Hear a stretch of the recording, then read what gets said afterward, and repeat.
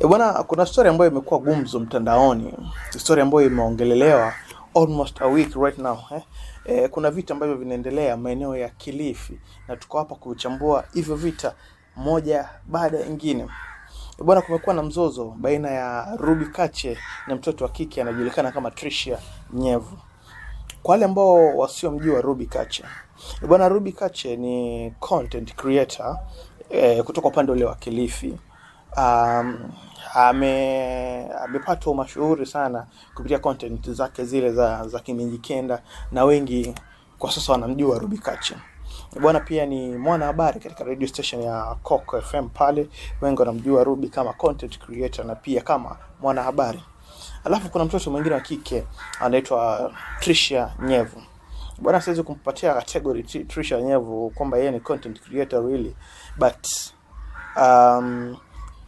Tricia Nyevu ni msichana ambaye yuko katika mahusiano na Hams Munga.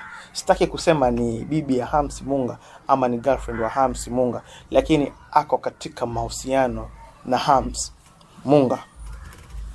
Bwana, kuna ugomvi ambao umetokea recently, na hii story ambayo iko bwana imegonga vichwa vya bloggers.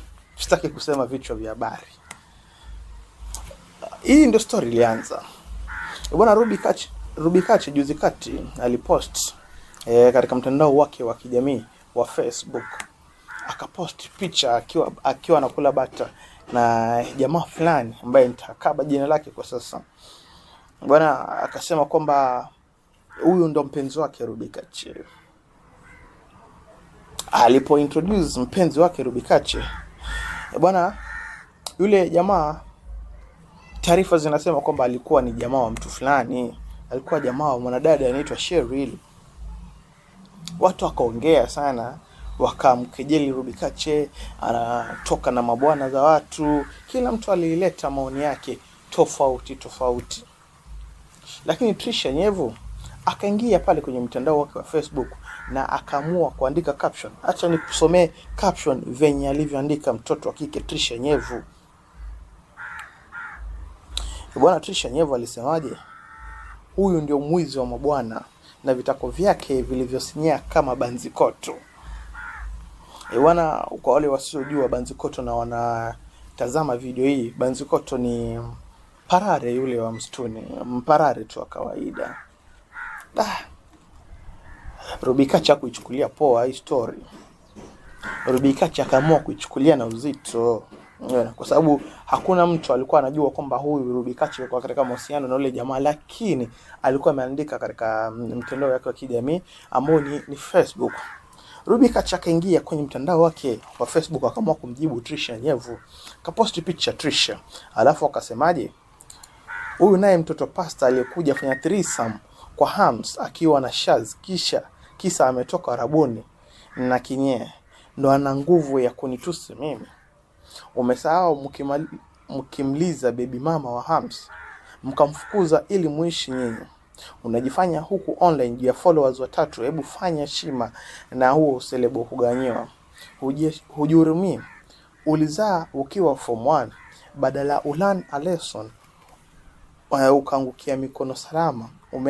Badala ulan lesson uangukie mikono salama, umeenda huko kwa Solomon na unaringa. You are hurting inside, and the reason why you can't leave the relationship ni kuwa unajiuliza watu watasema nini, unaogopa kuchekwa na ulijitakia.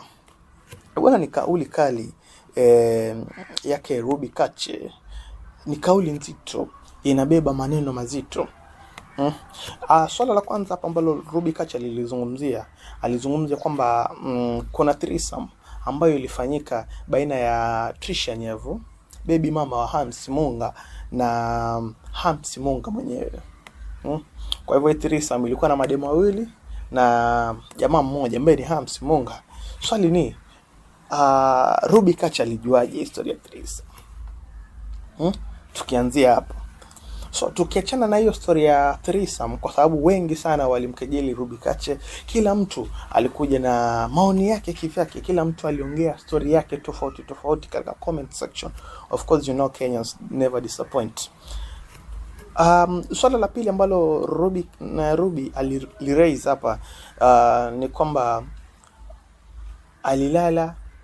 alijifungua, that is Trisha, akiwa form 1. Bwana, kwani mtu akijifungua akiwa form 1 kuna shida gani?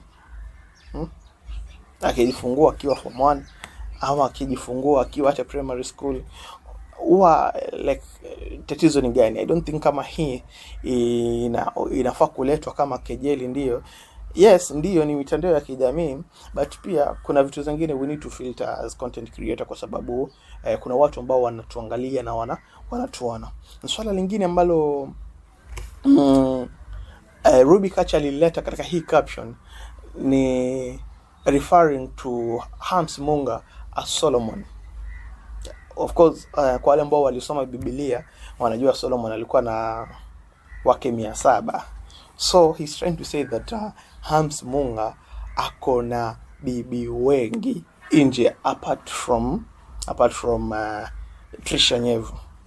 Of course wa Solomon walikuwa wanajulikana, but all we know that Hams Munga amekuwa katika mahusiano na Trisha Nyevu, waka break up through the social media, that is, then they got back.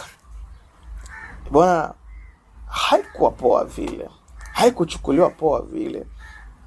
Na kitu cha mwisho ambayo Ruby Kache alizungumzia, akazungumzia kwamba Trisha Nyevu anaogopa kuachana na Hams Munga kwa sababu Trisha watu watamjudge, watamuuliza kwamba yani akiwa katika nje ya mahusiano, ukiangalia hapa you are hurting inside and the reason why you can't leave the relationship ni kuwa unajiuliza watu watasema nini, unaogopa kuchekwa na walijitakia.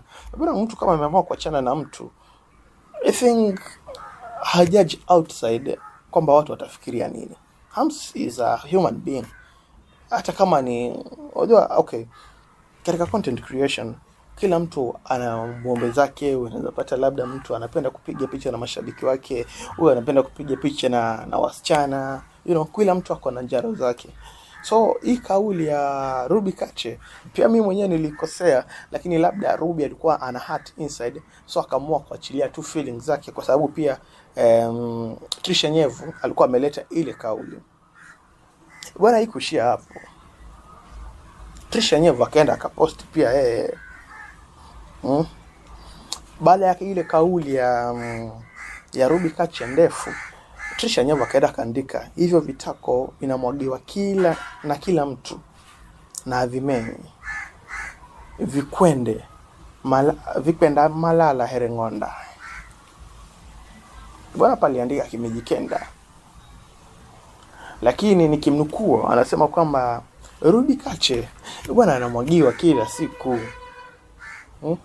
Bwana mshusho kila siku kwa Ruby Kache, lakini haga haimei, yani yamekauka kama ngonda. Hivyo ndivyo Trisha Nyevu alisema katika mtandao huu wa Facebook. Bwana, ilikuwa nipe nikupe baina Trisha Nyevu na Ruby Kache. Mtandao ulikuwa kulaliki. Ilipofika asubuhi yake, the following day, that is, bwana Ruby Kache zile picha zenye alikuwa amepiga na yule jamaa, bwana akazifuta, alafu akarecord video akasema kwamba bwana account yangu ilikuwa imehakiwa. Na yule jamaa akaamua kuposti hizi picha, lakini hizi picha zilipostiwa kwa sababu account yangu ilikuwa imehakiwa, so mimi nimefuta kwa sababu account imehakiwa. Hiyo ndio kauli yake Ruby Kache. Lakini wewe mtazamaji, ukiangalia hivi, is it true according to chenye Ruby Kache anazungumza ama chenye Ruby Kache anaongea? Ni ukweli ama ukiangalia hivi tunabebwa wana? Bwana, kuna kauli mpya ambayo imetoka. Kuna kauli mpya ambayo imetoka kwa sababu mtandaoni sasa ya kulaliki, mtandaoni ni kumoto. Kuna post ambayo imetoka. Bwana, kuna mtoto fulani anaitwa Sherry Malombo, ambaye pia yeye naye alitwaja sana katika hii mchakato wa Ruby Kache na yule jamaa yule. Bwana, ameweka wazi kupitia ukurasa wake wa TikTok, akaamua kupost akiwa anakula bata na huyu jamaa. katika mkahawa fulani, alafu akaandika caption nyingine tamu mwacheche, akaandika good morning from me and my hubby, huku akicheza nyimbo inasema nitadumu naye kwa nguvu za Maulana.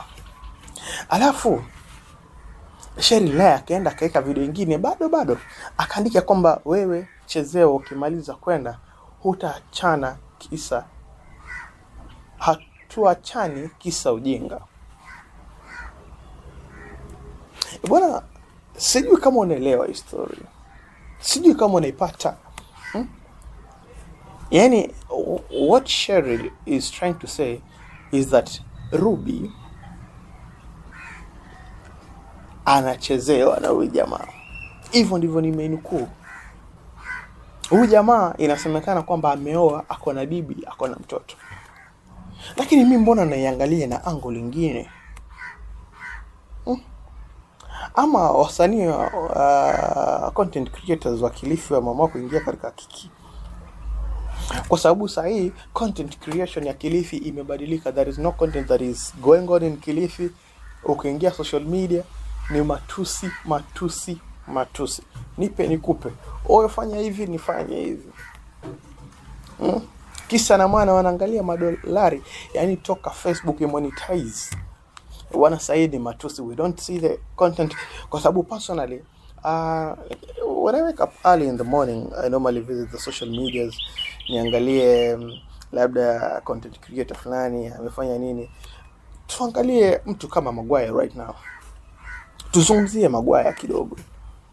Bwana Maguire sasa ameanzisha show yake inaitwa Cheka Live, ambayo inafanyika pale Bali Diani Apartments. Nishaienda, not apartment really but Diani Hotel.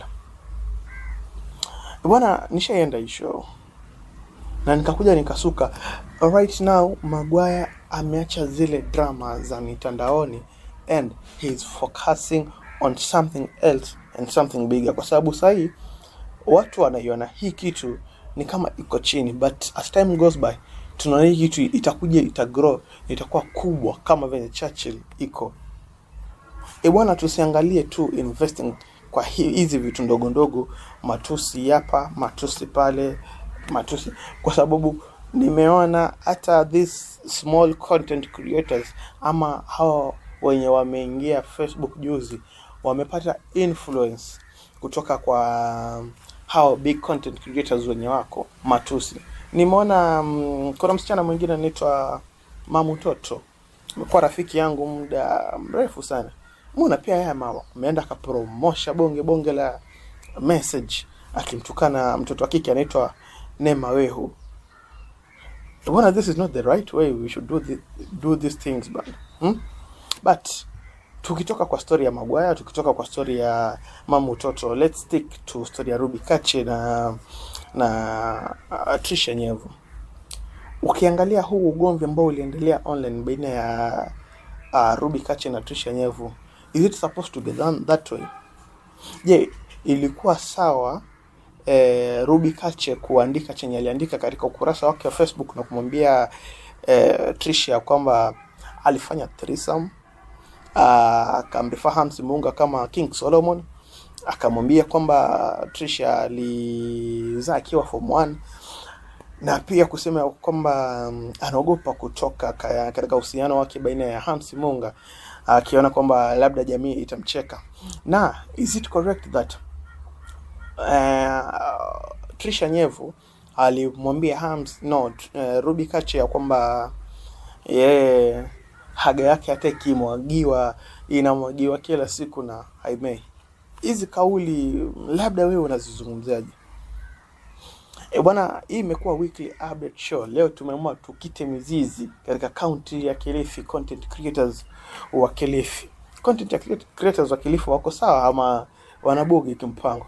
Bwana, if you're new to this channel manze, don't forget to subscribe, like, share and comment. Alafu tunafanya ikuwe kubwa zaidi. Manze, kama unaona story ambayo ina trend alafu unataka tuizungumzie katika weekly update show, niko hapa kwa ajili yako manze. Tuma hiyo story alafu tutakuwa tunaichanganua, tunaizungumzia. My name is Beka Smasher and we are out manze for now. Goodbye.